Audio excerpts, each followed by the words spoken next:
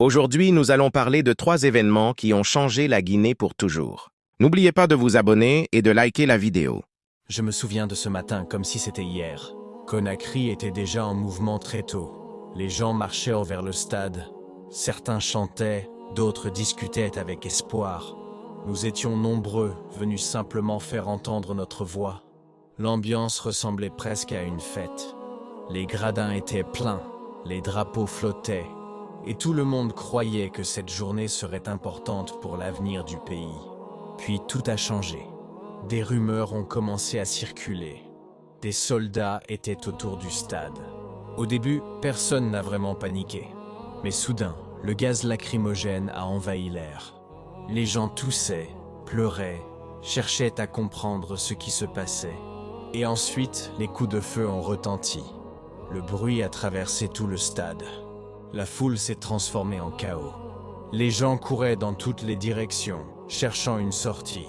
Certains tombaient, d'autres criaient les noms de leurs proches. J'ai couru moi aussi. Mais les portes étaient presque fermées et la foule poussait de partout. À cet instant, j'ai compris que nous étions piégés. Le stade qui, quelques heures plus tôt, était rempli d'espoir, était maintenant rempli de peur. Les cris remplacèrent les chants. La panique remplaçait la joie. Quand les tirs ont finalement diminué, le stade était méconnaissable. Des chaussures, des sacs et des banderoles étaient partout. Des gens pleuraient, d'autres cherchèrent leurs proches. Certains portèrent les blessés, espérant les sauver. Ce jour-là, le stade n'était plus seulement un lieu de football. Il est devenu un symbole d'une tragédie que la Guinée n'oubliera jamais. Et pour ceux d'entre nous qui y étaient, ce jour restera gravé dans nos mémoires pour toujours. Je m'appelle Mamadi Doumbouya. Pendant longtemps, j'ai servi mon pays dans l'armée. Mon rôle était de protéger la nation, le peuple et l'intégrité de la Guinée. Mais avec le temps, nous avons vu que le pays traversait une période difficile. Les tensions politiques augmentaient. Beaucoup de citoyens se plaignaient de la situation économique, de la gouvernance et des divisions dans le pays. Dans les rues, la colère grandissait. Et au sein de l'armée, certains d'entre nous pensaient que la situation devenait dangereuse pour l'avenir du pays. Un événement en particulier a aggravé les tensions. Le changement de la Constitution qui a permis au président de briguer un nouveau mandat. Pour beaucoup de Guinéens, cela a créé une grande crise politique. En tant que soldats, nous nous posions une question. Que deviendra la Guinée si rien ne change? Le 5 septembre 2021, nous avons pris une décision que nous savions historique.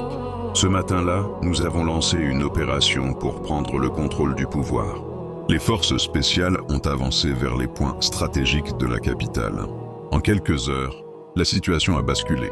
Le président a été arrêté et les institutions ont été dissoutes. Ce n'était pas une décision simple. Mais, selon nous, c'était nécessaire pour éviter que le pays ne s'enfonce davantage dans la crise. Ce jour-là, nous avons annoncé que la Constitution était suspendue, le gouvernement était dissous et qu'une transition allait commencer. Notre message était clair.